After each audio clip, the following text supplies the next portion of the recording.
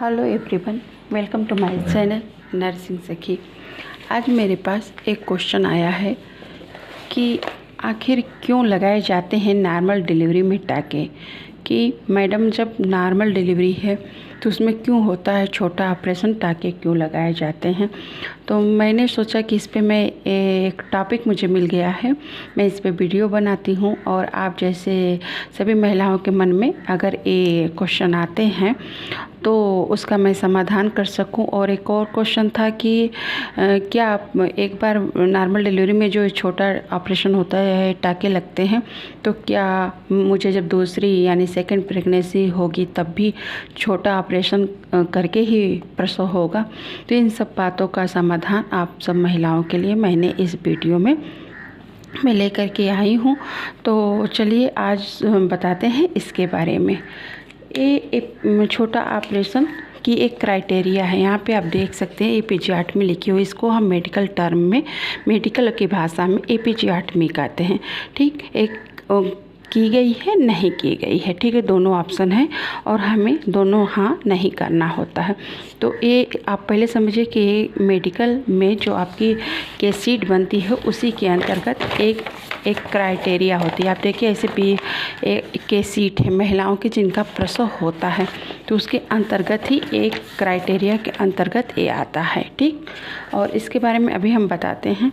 तो बात यह है कि जब आपका आप की फर्स्ट प्रेगनेंसी है तो ये छोटा ऑपरेशन होता है। लेकिन अगर जब सेकेंड और थर्ड, जो हम इस क्वेश्चन का भी जवाब दे रहे हैं कि एक बार होने के बाद छोटा ऑपरेशन क्या बार बार होता है, जी नहीं। एक बार आपका पहला बच्चा था तो पेरिनियम बहुत टाइट होती, वो आसानी से फैलती नहीं है। तो जब वो आसानी से नहीं फैलती है तो वहाँ पे एक जगह, अब आप ही सोचिए कोई भी ऐसे सकरे रास्ते से आ रहा हो और एकदम सामने आ कर के अगर यहाँ पे थोड़ा सा फंस रहा हो तो आप क्या करेंगे, यहाँ पे थोड़ा सा आप भी रहेंगे तो यहाँ पे जगह देंगे ना कि हाँ इजीली आप निकल जाइए। तो फिर यही चीज़ होता है छोटा ऑपरेशन जो नॉर्मल डिलीवरी में लगाए जाते हैं। आपका बच्चा तो बिल्कुल आ गया है, सामने आ गया है। और एक मिनट मैं अभी आपको दिखा करके पढ़ाती हूँ, क्योंकि देखिए ये सब चीज़ मैं छोटा ऑपरेशन पे ही इतना सब मैंने लिखा है, इससे पहले भी पढ़ाया है एपिजियोटमी करके। मैं एक प्लेलिस्ट बना दूंगी, एपिजियोटमी की बनी हुई है, बना के दूंगी, बनी हुई है, उसमें आप इसको जाके और अच्छे से समझ लेंगे कितने प्रकार की होती है, कब कब दी जाती है, सारी बातें इसमें। तो देखिए आपका बच्चा एकदम विजिबल हो रहा है, यही बात हम कर रहे थे। तो सोचिए यहाँ पे दिखा दें वजाइना के रास्ते, जिस रास्ते से नॉर्मल प्रसव बच्चे आते हैं, वजाइना के रास्ते। अब बच्चा आपका हेड एकदम क्या है कि फीटल का हेड दिख रहा है। अब यहाँ पे थोड़ा सा उसको जगह नहीं मिलता है कि वो एकदम से निकल जाए। ठीक, और अगर उसको जगह नहीं मिला तो ये बच्चा जब इतनी दूर तक आ चुका है, यहाँ पे आ चुका है बच्चा, तब तो ये बच्चा आएगा ही आएगा। ठीक है, माँ के गर्भ से अभी बच्चा बाहर आएगा, उसके वजाइना के रास्ते, उसके पेरिनियम के रास्ते बच्चा तो आना ही है। फिर क्या करेगा कि वहाँ की पेरिनियम जो होती है उसमें टीयर हो जाएगा। टीयर का मतलब हम लोगों का होता है, मेडिकल टर्म में टीयर कहते हैं कि फट जाएगा, आपका जो पेरिनियम है फट जाएगा। फिर वो ऐसा फट जाता है कि टाँका लगाने वालों को भी दिक्कत होती है और जो माँ बन रही है जिसने अभी बच्चे को प्रसव कराया है उसको भी काफ़ी झेलना पड़ता है, दिक्कतों का सामना करना पड़ जाता है। लगभग उसको हील होने में, उसको घाव भरने में 3 से 4 महीने लग सकते हैं। तो ये थोड़ा भी फट सकता है, ज़्यादा भी फट सकता है। आप देख सकते हैं उसी किस तरीके का फट सकता है पेरिनियम, उसको डिग्री में बांटा गया है। तो फर्स्ट डिग्री में वजाइनल म्यूकोजा, मतलब ऐसी लेयर बताई गई है कि सबसे लास्ट है 4th डिग्री में रेक्टम तक बताया गया है कि आपके जो लैट्रिन का रास्ता है वहाँ तक भी बच्चा फाड़ सकता है, क्योंकि उसे तो निकलना है, अब इतना दूर आ गया तो निकलेगा ही।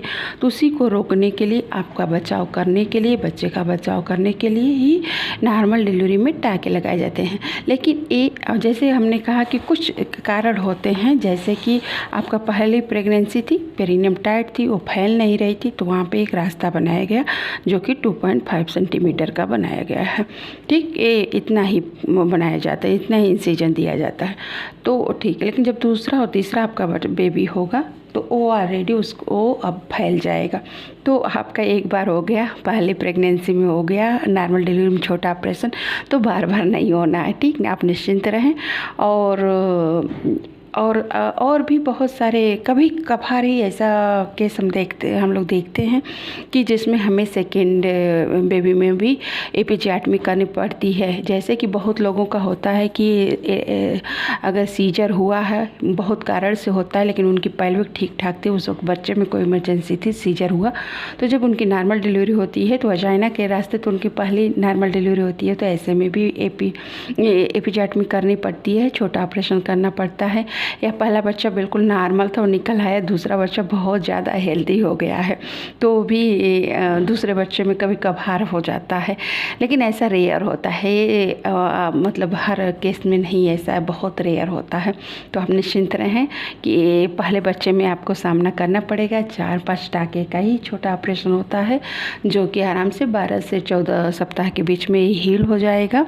हाँ, उस वक्त आपको दवाई दी जाती है। हाँ, ऑपरेशन हुआ है तो थोड़ा बचाव रखना पड़ता है, लेकिन आपके लिए अगर ये नहीं दिया जाता तो आप खुद ही समझिए, आपके यहाँ लैट्रिन तक का रास्ता फट सकता है और बहुत यूरिथ्रा फट सकता है आपका। यहाँ इधर भी टीयर हो सकता है, यहाँ भी। यानी बच्चा जब आएगा तो ये तो नहीं देखेगा किधर से फट करके निकलना है, जहाँ भी वो पाएगा मसल्स वीक है उधर से फट सकता है, टीयर हो सकता है। लेकिन जब हम लोग करते हैं तो हमें पता होता है कि या तो हम इधर कट लगाते हैं, इधर कट लगाएंगे, या ये लैट्रिन का रास्ता बचा करके यहाँ तक कट लगाते हैं, और थोड़ा सा कभी कभी यहाँ से घुमा करके, इस तरह 4 प्रकार से हम यहाँ पे एक इंसिजन देते हैं, कट देते हैं जब बच्चा आपका नॉर्मल डिलीवरी में वजाइना के रास्ते आ रहा होता है। और बच्चा जब इतना दिखता है, मेक श्योर हो जाता है कि हाँ बच्चा ये आ गया है, तो बिल्कुल इतना विजिबल हो जाता है, तभी ये कट दिया जाता है। ठीक है, और बिल्कुल आप निश्चिंत रहें। मैं बार बार कहती हूँ कि ये हमेशा सुन कर के दिया जाता है आपको, इसके सूचर भी, टाँके भी, और जितना काटा जाता है फिर उसके बाद यहाँ पे सूचर से इसको टाँके लगा दिए जाते हैं। कम से कम 4 या अधिक से अधिक 5 टाँके, 5 भी रेयर ही आते हैं, 4 में हो जाता है। ठीक है, इतना ही होता है और ये अपने आप ठीक हो जाते हैं। आपको मतलब ठीक भी हो जाएंगे, गल जाएंगे। कहने का मतलब है कि ये गल जाएंगे, आपको कटवाने आना अस्पताल में नहीं है।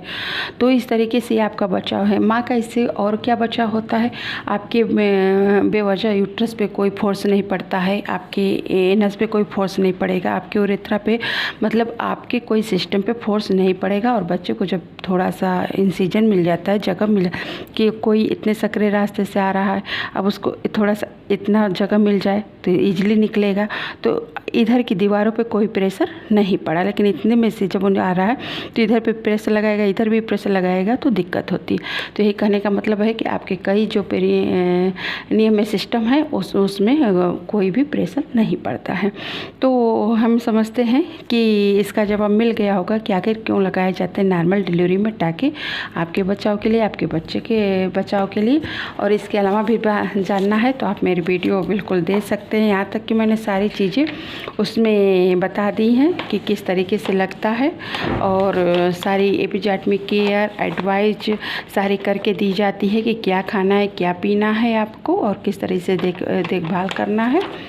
और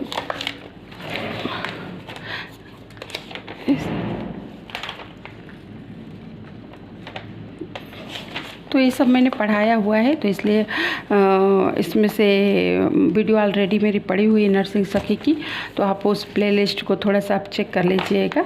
ठीक है, और भी आपके मन में कोई क्वेश्चन हो तो आप मुझे कर सकते हैं, और मतलब क्वेश्चन आप कमेंट में डाल सकते हैं, और मैं उसका इसी तरीके से वीडियो बना करके, वीडियो के माध्यम से या वहाँ जा कर के जैसा भी पॉसिबल होगा हम जवाब आप सभी का देंगे। और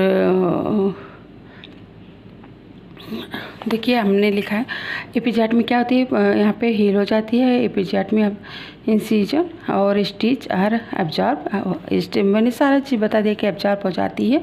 और the skin is strong and the aged should not separated, मतलब सारी चीज़ें एब्जॉर्ब हो जाती हैं जो आपका। हाँ एक चीज़ और है इसके, देखिए भी कि आपकी जो शरीर थी ना जैसी थी फिर पहले की तरह ही ये हो जाएगी। आपका वजाइना जैसा था एकदम टाइट ऐसे हो जाएगा। यहाँ पे कहीं ना कोई प्रेशर नहीं पड़ा कि कहीं से भी फटा नहीं इधर उधर से, सब कुछ। यहाँ पे एक इंसिजन लगा तो उसको सूचर कर दिया जाता है, सिल दिया जाता है, तो ये फिर पहले की तरह हो जाती है।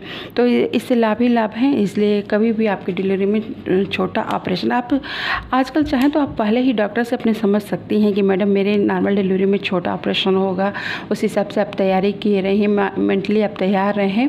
और अब तो अवेयर सबको होना चाहिए इस सब चीज़ों को लेकर के। मेरे वीडियो बनाने का भी मतलब यही है कि आप सभी अवेयर हो और मतलब छोटा ऑपरेशन भी हो तो कोई हाथ तौबा की स्थिति ना हो, और आपको मालूम हो कि हाँ ये सुन कर के दी जाती है, ये ठीक हो जाएगी, ये मुझे बचाने के लिए, मेरे बच्चे को बचाने के लिए, ईजिली प्रसव कराने के लिए ही दिया जा रहा है।